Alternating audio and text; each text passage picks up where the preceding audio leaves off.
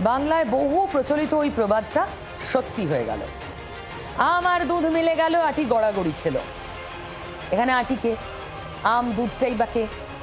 চলুন আপনাদের দক্ষিণ 24 পরগনার একটা রাজনৈতিক প্রেক্ষিত বলি।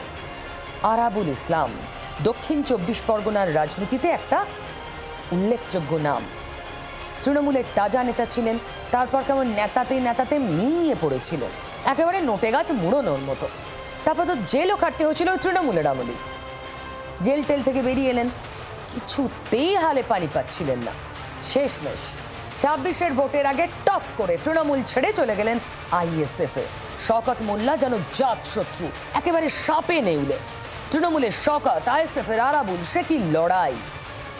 দুজনেই হারলেন, শওকত আরাবুল দুজনেই। তারপরও যে মিটমাট হয়ে গিয়ে দুজনে বন্ধু হয়ে গেছেন এমন নয়।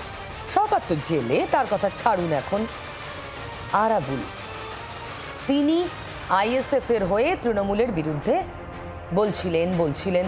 এই দুদিন আগে দেখাচ্ছিলাম না, আরাবুলের ভাষা বদলে গেছে বদলের বাংলায়। তিনি চিঠি লিখেছেন নিজের এলাকা নিয়ে কিছু সমস্যা মুখ্যমন্ত্রীকে জানাতে। চিঠি, আরাবুল ইসলাম, জগ ছোড়া যার ভাষা ছিল, সেই আরাবুল একদম আটি হয়ে গেছেন।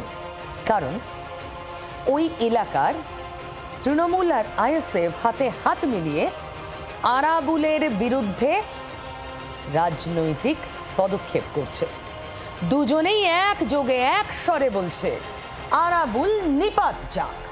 না, আরাবুল থেকে দূরে সরে যাবে কেন বা ব্যাপারটা নয় তো। ব্যাপারটা হচ্ছে কি বললাম, যে পঞ্চায়েত সমিতির যারা সদস্য আছে বা সদস্য আছে, তারা একটা জবাবদিহিতার জায়গা তৈরি করে ওপেন স্পেসে রাখবে, যেখানে সাধারণ মানুষজনের কাছে স্বচ্ছতা নিয়ে আসবে এবং দুর্নীতি মুক্ত একটা পঞ্চায়েত সমিতি তৈরি করতে চাইছে। আপনি ভালো করে লক্ষ্য রাখুন, কারা কারা সই করেছে, তাদের বর্তমান অবস্থান কি, স্ট্যাটাস কি, তারা কোথায় আছে, এগুলো আগে খোঁজ নিন ভালো করে।